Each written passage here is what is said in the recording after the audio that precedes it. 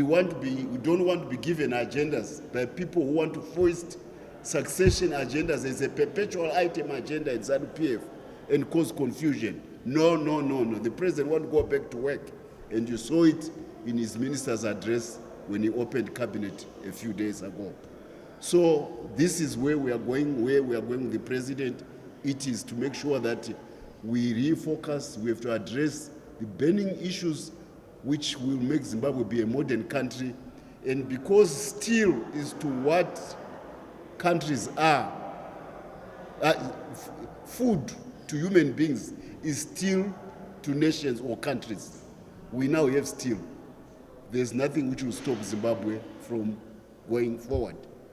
We are also looking at the prospect of forming a business council, a SADC business council, and we are going to tap on the global exposure of renowned Afrikaner businessmen, because they are Africans. Some of them have done well. Elon Musk has done well. Koos Becker, the one behind Tencent in China, has done well. We have many others, Andre Pina, who works for Space Shuttle. It was the Space Shuttle in America. This is a cadre of African businessmen from this continent. We have done well. So we would want to tap on the success of the Afrikaners on the global stage. But this time we want them to apply their expertise to make sure that Africa gets the capital which it needs. We want them, Afrikaners, become the avatars of capital for Africa. And we are working on having a high-level SADC business council which may include the likes of Johan Rupert. You know that each time you are in the international duty-free shop, you see a lot of those brand names.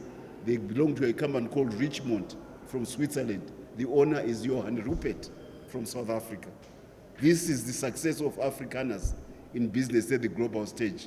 And we want them to be part of the new African success, because Africa needs capital. We need capital in Africa.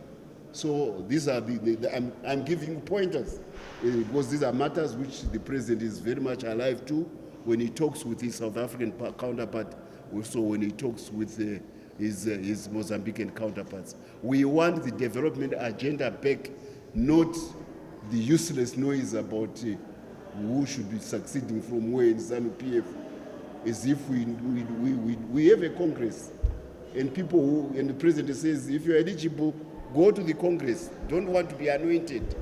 Kasukwere wants to anoint somebody from outside. He's not even maybe a member of ZANU-PF. We won't allow that.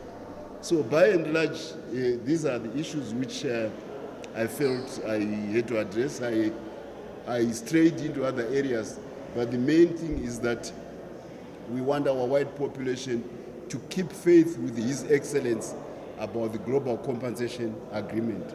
We don't want them to be strayed away from the good faith which is necessary to make that process succeed. We don't want them, especially by fellow travelers who are in the CCC, errant CCC, but also some ambitious miscreants who used to be ZANU-PF are now G40s. We don't want our white population. They should keep faith with the President of the Republic of Zimbabwe. And we should work together in good faith to look at optimal solutions so that land in Zimbabwe can resolve historical issues, address compensation issues, and deliver prosperity to the people of Zimbabwe. Because I was being told by the German expert I told you, I referred to you earlier on, from that BVVG. He says there are two countries whose agricultural soils are known for their fertility. One is Ukraine, which is under landmines, and the other one is Zimbabwe. Our land productivity is legendary. It is the staff of agronomists at some of the most prestigious institutions of tropical agriculture in the world, including the Dutch Tropical Institute of Agriculture. Zimbabwean soils and their productivity are legendary. We want them to deliver that prosperity to the people of Zimbabwe. So, on that note, I want to say we are very happy with you coming along.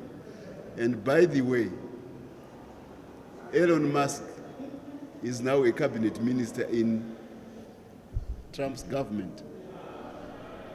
Go back when the issue of Sterling was alive, our president negotiated and we got Sterling in Zimbabwe. Direct, not through a switch of a particular gentleman who wanted to become the agent of Sterling in Zimbabwe. The argument for my president was saying, well, if Sterling comes like the sun from God, and if Sterling comes like rain from God, why should it come through the switch of a certain particular cellular company? I am the one who is elected. That's why he signed the license himself, because he is the representative of the people to God in Zimbabwe. Because Sterling is like descending on Zimbabwe like God's gift. So let the man who is elected be the one who is the signatory to the license. So Elon Musk is probably very happy from a business point of view with Zimbabwe. His company is doing very well. I hope all of those who are in rural areas now can also have it to Sterling, and very soon I'm told Sterling will be coming even on our SIM cards. You won't even have to have that, to have a landing pad. So we do have somebody who is in the cabinet of Trump who may not be unnecessarily be unhappy about Zimbabwe.